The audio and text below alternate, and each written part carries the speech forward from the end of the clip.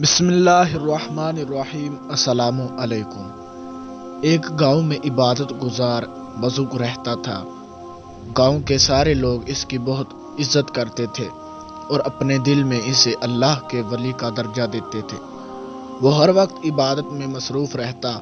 ایک دفعہ گاؤں میں حکومت کے کارندوں نے اعلان کیا کہ گاؤں میں ایک سیلاب کا خدشہ ہے، اس لیے عارضی طور پر گاؤں چھوڑ کر چلے جاؤ۔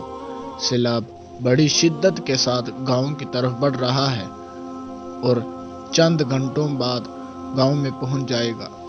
اعلان سنتے ہی گاؤں والوں نے اپنا قیمتی سامان اور مال مویشی کشتی میں ڈالنا شروع کیے۔ انہوں نے بزرگ سے بھی کہا کہ آپ بھی ہمارے ساتھ چلیں، کشتی آپ کا انتظار کر رہی ہے۔ بزرگ نے مسکراتے ہوئے کہا، تم جاؤ، مجھے میرا اللہ بچا لے گا۔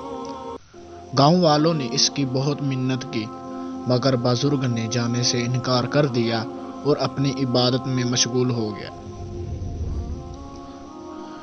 گاؤں والے کشتی میں سوار ہوئے اور دوسرے علاقے کی طرف روانہ ہو گئے۔ اس کے بعد دوسرا قافلہ گاؤں سے گزرا اور انہوں نے بھی بزرگ سے درخواست کی کہ بزرگوں، یہاں سیلاب آنے کا خدشہ ہے، اس لیے آپ ہمارے ساتھ چلیں۔ بزرگ نے انہیں بھی انکار کر دیا۔ تیسرا قافلہ گزرا، تب بھی وہ بزرگ ان کے ساتھ نہ گیا۔ کچھ عرصہ بعد گاؤں والے واپس آئے تو انہوں نے دیکھا کہ بزرگ مردہ حالت میں پڑا ہوا ہے۔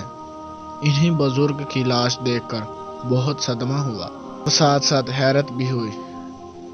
سب گاؤں والے ایک دوسرے سے کہنے لگے، یہ تو اللہ کا نیک بندہ تھا جو ساری رات عبادت میں مشغول رہتا۔ اسے تو اللہ کی مدد پر یقین تھا، تو پھر اللہ نے اس بزرگ کی مدد کیوں نہیں کی؟ سب گاؤں والے اسی بحث میں لگے ہوئے تھے کہ اچانک ایک اور بزرگ نے گاؤں والوں سے کہا، کون کہتا ہے کہ اللہ نے اس بزرگ کی مدد نہ کی؟ اللہ تبارک و تعالیٰ نے 3 قافلوں کو یکے بعد دیگر اس بزرگ کی مدد کے لیے بھیجا، مگر اس بزرگ نے ان کی مدد قبول ہی نہ کی اور اس سیلاب میں اپنی جان گنوا دی۔ اس کہانی سے ہمیں یہ سبق ملتا ہے کہ اللہ تبارک و تعالیٰ مفوق الفطرت یا وہم اور گمان سے بائی طریقے سے عموماً اپنے بندے کی مدد نہیں فرماتے۔